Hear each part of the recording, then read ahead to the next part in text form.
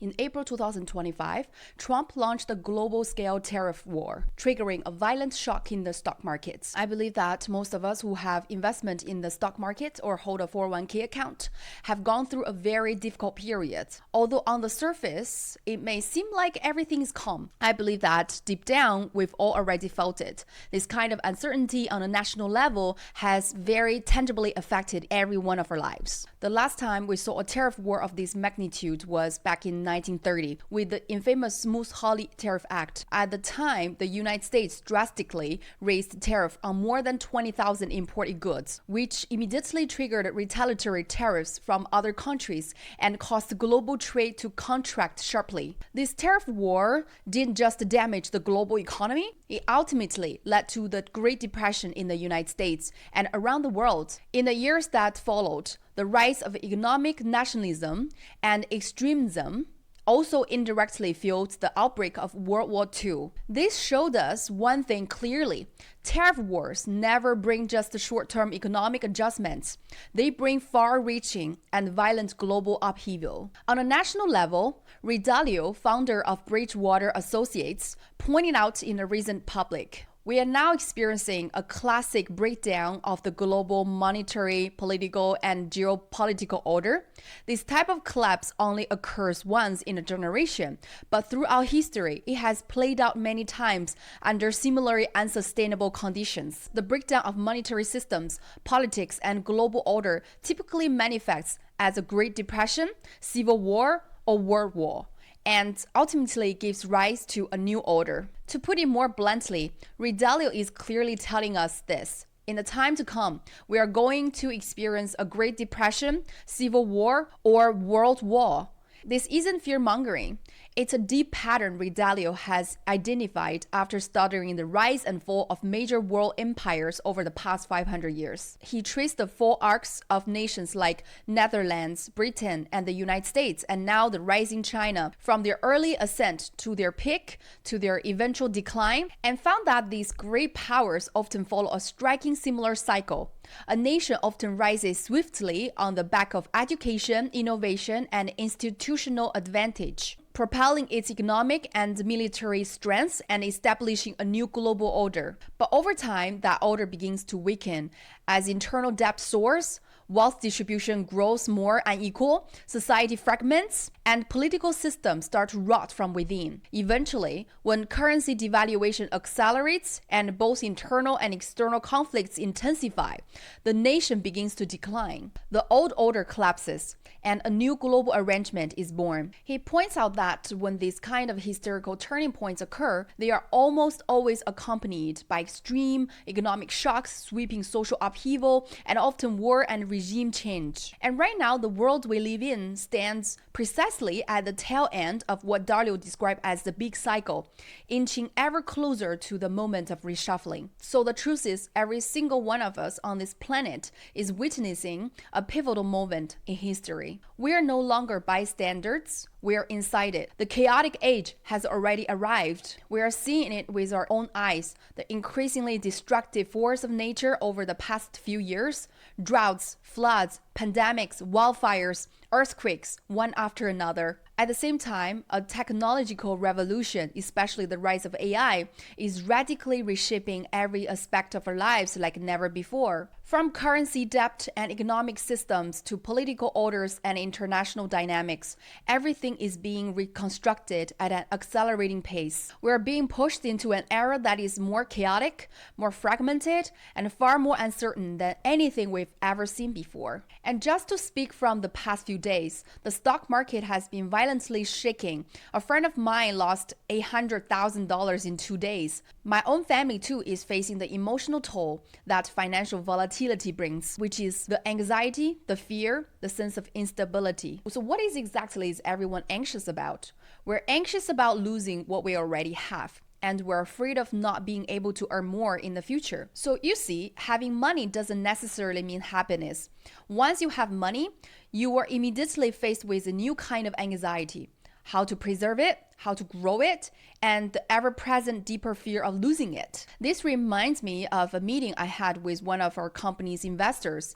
He had just cashed out $25 million as an early investor in a company that had been acquired for $4 billion. I was about to congratulate him, but he looked grim. Not a hint of joy on his face. He said the most painful thing now was having to spend an enormous amount of mental energy figuring out how to allocate that $25 million and how to make it grow from there. He felt drained and annoyed. And at that time, I couldn't understand him. I feel like that sounds like a really good problem to have. I would love to have that kind of worry, anxiety every day. But now I finally get it. The more you have, the more you stand to lose. Elon Musk is a prime example. On April 4th, 2025, after a wave of concerns surrounding the reforms introduced under the Department of Government Efficiency, Tesla's stock price plummeted more than 10%. In just 2 days, Musk's net worth shrunk by approximately $31 billion. Since the beginning of 2025, his total losses have already accumulated to $130 billion. See, wealth has never equated to true freedom. In fact, the more wealth one has, the easier it is to fall into a constant state of attachment and fear, and in doing so, to completely lose one's freedom. This is the mental test, the spiritual training that money forces upon us. All of this made me think, cultivating the heart in the real world is far harder than becoming a monk. Monastic life is about continuously letting go, chasing a heart of stillness and clarity. But in the secular world, especially in chaotic times like these, we're constantly surrounded by attachments, temptations, fears, and desires, and that is the true training ground for developing an unshakable heart. This is not to say that we should reject goals or results, or don't care about how much left in our bank accounts after this round of crisis. The real question is, how can we care about results without being dragged around by them? How can we stay clear-minded in the chaos of the world and still see and live from our truest self? I've come to realize money can't really bring happiness. More often than not, it's just a mirror reflecting your craving for security, your obsession with control, and your underlying fear of uncertainty. The good news is this time I saw it. I saw my own greed for growth. I saw my fear of loss. And in that moment of seeing, I was able to return to a clearer place inside myself and ask, can we, in a life filled with this much uncertainty, cultivate a heart that remains calm, steady, and unshaken? In other words, no matter how wildly the storms of the world may swirl, can we still live peacefully, joyfully, and freely, and keep making decisions that are aligned with our inner truth, steadily, wholeheartedly, living out the life we truly want? When grappling with life's confusion and uncertainties, I started to think of one man I respect a lot. His name is Wang Yangming. He is recognized as the last officially acknowledged sage in Chinese history, standing alongside Confucius and Mencius. During the Ming Dynasty, Wang Yangming was one of the most outstanding thinkers, philosophers, and practical generals. He not only developed the far-reaching philosophy of the heart-mind, so-called 心学, but also achieved legendary success in real-world affairs. Despite being a scholar who had never led troops before, he commanded armies to crush rebellions with unparalleled success. He rose to the high position of Minister of War in Nanjing and achieved fame, wealth, power, and influence. Yet, what truly established his place in history as a sage was not his outward success, but a profound spiritual awakening during the darkest period of his life, so-called the Enlightenment and Longchang. In the age of 37, he was exiled to Longchang Post Station in Guizhou, a remote wild land filled with malaria, beasts, and dense forest, widely considered a death sentence by the imperial court. Upon arrival, there wasn't even a house to live in. Wang Yangming had to build a hut himself and place a coffin plank inside, reminding himself daily that he could die at any time. Yet, he did not complain or give in to despair. Instead, he began his practice from the most basic elements of life: chopping wood, cooking, meditating, educating the local Miao people. In this extreme solitude and hardship, he embarked on an unprecedented inner journey. It wasn't a surrender to fate, it was a deep turning inward toward the heart. He not only meditated day and night, but also brought warmth and vitality into his surroundings. During his labor, he would softly sing ancient poems, his voice echoing through the mountains. The servants who had followed him into exile, once hopeless and depressed, were moved by his calm and steadfast spirit and gradually rekindled their own hope. Together, they started farming, building shelters, and educating local children. Even in such a forsaken land, they created a sense of family and spiritual order. Through his actions, Wang Yangming showed that even in the mud, one could live with radiance. Then one day, he asked himself a question. If a sage were to fall into the same situation, would he do any better than me? He pondered in silence and suddenly realized, no. Even a sage faced with such suffering would do exactly what he was doing now, remain steadfast, optimistic, and live out each day of life fully, with grace and courage. In that moment, he attained a deep enlightenment. The way of the sage is not far away. It lives in every present moment. It does not wait for ideal conditions. It begins right here, right now, as long as you possess a heart that is stable, luminous, and full of inner strength. From this profound realization, he uttered one of the most powerful and enduring statements. The way of the sage is complete within my own nature. 圣人之道，五性自足. It means everything you need is already within you. You don't need to seek outside yourself. As long as you return to your heart, you already possess all the power to live a complete and fulfilling life. From that moment on, Wang Yangming spread his philosophy of heart-mind throughout the land, lecturing, writing, pacifying upsprings. His philosophy transcended time and space, influencing not only East Asia, but generations of modern minds. Even 500 years later, his words, "When the heart is unmoved, the external world can do nothing to me," still echo in the hearts of many today, reminding us that true strength is not controlling the world, but in dwelling peacefully within. True freedom is not in escaping suffering, but is not being imprisoned by it. This story had a profound impact on me. It made me realize something deeply. An unshakable heart is not something nourished in comfort. It is something forged in hardship. If Wang Yangming, exiled, abandoned, faced with death and no future, could still live with that level of clarity and strength, then maybe the uncertainty, the instability, the chaos we're experiencing right now isn't a curse at all.